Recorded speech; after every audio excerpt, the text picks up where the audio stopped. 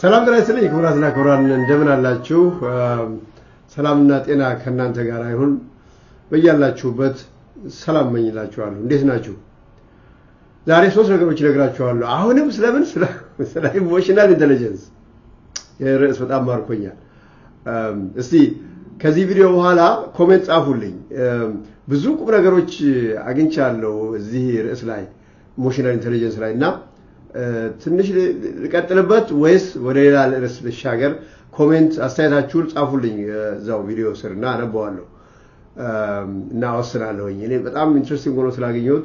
ለእናንተ የሚጠቅማሉ እየስላሰብኩ ነው ለአሁኑ ሶስት ነገሮችን ላንሳ አንደኛ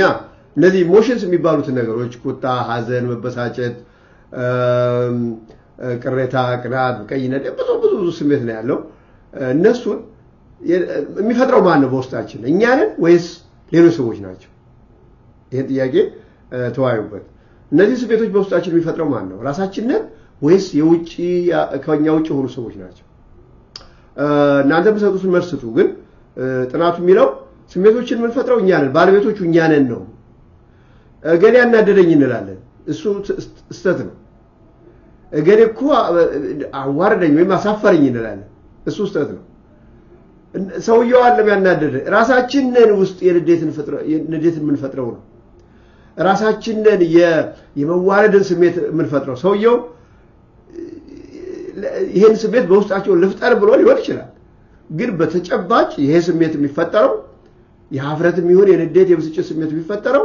በራሳችን ተነሳሽነት ነው እንዴ ተደበኝ እኮ እንዴ እኮ አላየሽም እንዴ እኮ እኛ ነን ውስጣችን ይሄንን መቀበል ያስፈልጋል we own our emotions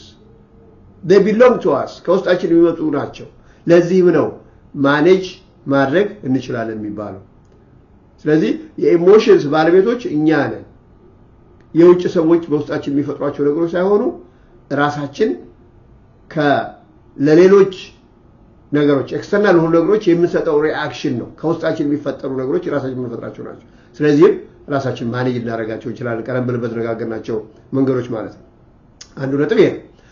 ሁለተኛው ነጥብ አዛት የፈለኩት ዛሬ አክቲቭ ሊስኒንግ ነው ሌሎቹ ስለመረዳት ስሜትን ኢሞሽናል ኢንተለጀንስ የራስን ስሜት ብቻ ማዳመጥ አይደለም ኢሞሽናል ኢንተለጀንስ ማለት የሌሎችንም ስሜት መረዳት መገንዘብና ማኔጅ እነሱንም ማኔጅ ማድረግ ያስፈልጋል አንዳንድ ጊዜ እሳት ለብሶ እሳት ጎርሶ የመጣን ሰው ውሃ ልንቸልስበት እንችላለን በምን ስሜታቸውን በመረዳትና ተገቢውን የስነ ልቦና ዝግጅት በማድረግ አንዳንድ ሰዎች አሉ ምንም ብትሏቸው የሚስቁ የሚያናድድ ነገር ይስቃሉ እንዲህ ሰዎች ምን ማለት ነው እርግጥ ያ ሪአክሽን የሚፈጥረው ነገር ይኖራል በሌላው ሰው በኩል ግን ምን ያደርጋል ማለት ነው ይሄ ቢያንስ ሰውየው ይሄ ሳቆሱ አይጎዳም በስሜቱ አይንጨረጨርም ማለት ነው ምን አድርጎታል ማለት ነው የሰውየውን ኢሞሽን አመጣጡን በደንብ አይደንቲፋይ አድርጎ ለይቶ አንደርስታንድ አድርጎ አስተሳሰቡን ቃኝቶበታል ማለት ነው ይሄ ነው ኢሞሽን ማቹሪቲ ማለት ይሄ ነው ኢሞሽናል ኢንተለጀንስ ስለዚህ ሌሎችን መረዳት በጣም አስፈላጊ ነው ከነዛ መንገዶች አንዱ እንዴት ነው ሌሎች ብዙ መንገዶች አሉ የሰዎችን ስሜት ፌሻል ኤክስፕሬሽን አለ ቨርባል ኤክስፕሬሽን በነገራችን ላይ ሰዎች ስሜታቸውን ከሚገልጹባቸው መንገዶች ከ90% በላይ ነን ቨርባል ናቸው የሚል ጥናት ተመልክቻለሁ በቃ በመናገር ብቻ አይደለም ስሜት የሚገለጸው በጣም የተለያዩ ነው እነሱ በመልከት በጣም አስፈላጊ ነው የሰዎችን ስሜት ለመረዳት ግን አንዱ በጣም ወሳኙ ነገር አክቲቭ ሊስኒንግ የሚባለው ነው አክቲቭ ሊስኒንግ ሰዎችን ማዳመጥ በንቃት ዝም ብሎ ድምጻቸውን መስማት አይደለም ሐሳባቸውን ማዳመጥ አክቲቭ ሊስኒንግ ማለት ደሱ ነው የሰውየው የሚናገረውን ወይ ሰውየው የምትናገረው ነገር ድምጻቸው መስማት ሳይሆን ውስጣቸው ያለውን ስሜት ሰርስሮ ገብቶ አክቲቭሊ ማዳመጥ እንደምንሰማቸው ደግሞ በትክክል ማስረዳት ያስፈልጋል መደመጥ እንፈልጋለን በተፈጥሯችን ስለዚህ ሰዎችን አክቲቭሊ ማዳመጥ በንቃት መከታተል ሐሳባቸውን መረዳት ለዕለት ተዕለት ግንኙነታችንም ለፖለቲካችንም ለማህበራዊያችንም በጣም አስፈላጊ ነው ቀደም ብዬ ለመግለጽ እንደሞከርኩት ፖለቲካችን ምንም እንኳን ብዙ መሰረታዊ ነገሮች በውስጡ ቢኖሩትም ችግር የሚፈጠረው ግን ኢሞሽናል ማቹሪቲ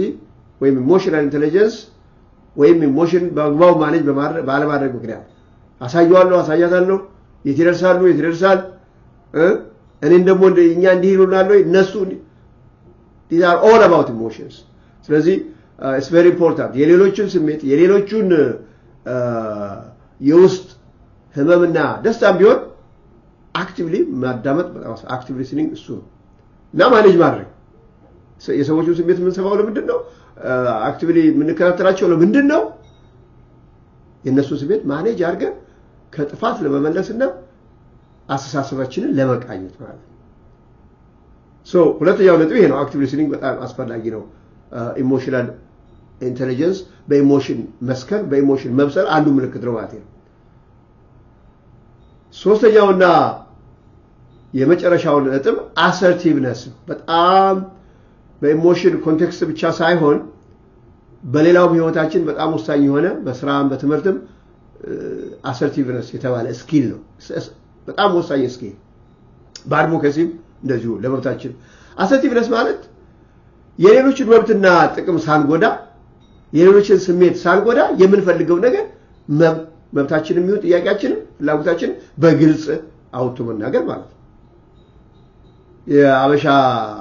ወይም ምንለው ነገር አለ ያ ምንለው አይደለም አረ ሰው ሁሉ በሆዴ ፍጀው ምንለው ነገር አለ እሱ ጎጂ ነው አሰርቲቭነስ ማለት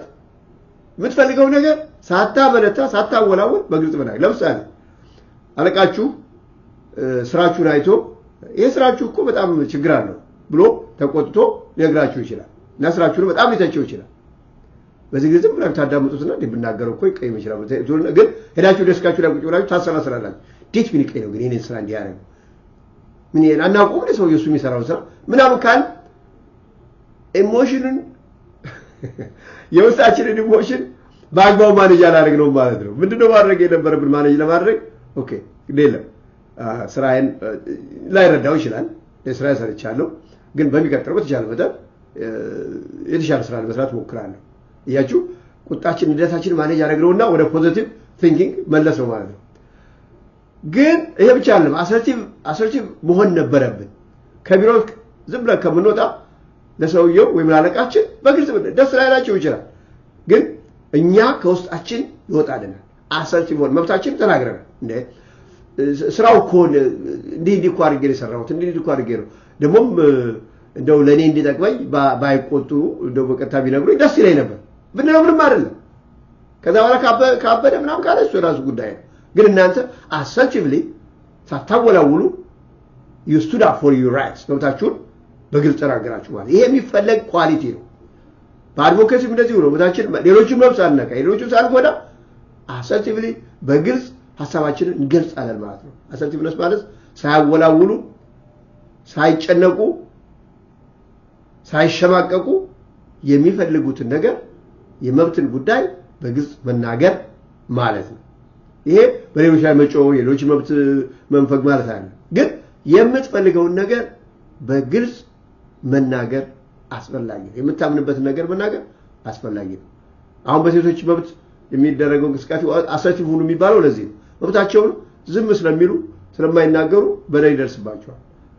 አካል ጉዳተኞችም እንደዚሁ አካል ጉዳተኞች ብዙ መብቶች ያላቸው መብታቸውን they have to say it out በግልጽ አደባባይ ነገር መቻል አለባቸው ስለዚህ አሰርቲቭነስ ማለት ሳይሽቆመቆሙ ይላል የጎጃም ሰው ሳይሽቆመቆሙ ሳያፍሩ ተገቢ መሰለን ነገር በግልጽ መናገር ያስፈልጋል ኢሞሽንም እንደዚሁ ነው የሚሰማንን ስሜት ሰዎች ሳይቀየሙ ሰዎችን ሳይጎዳ ግን በግልጽ አውጥቶ መናገር ያስፈልጋል ይሄ ለኢሞሽን ብቻ ሳይሆን በሌሎችም ህይወታችን ውስጥ አስፈላጊ ነገር ነው ሆዳችን ከሚያመን በግልጽ የምንፈልገው ነገር መናገር አሰርቲቭሊ መናገር ትልቅ ሶሻል እና ፐርሰናል ስኪል ነው ወላችኋለሁ እንግዲህ ለዛሬ በዚሁ ሰራበታችሁ ነው በሚቀጥለው ቪዲዮ እንገናኛለን ሰላምና ጤና ከእናንተ ጋር ይሁን ሰብስክራይብ ሼር ላይክ ማድረግ አይረሳ ሰላም ሁኑልኝ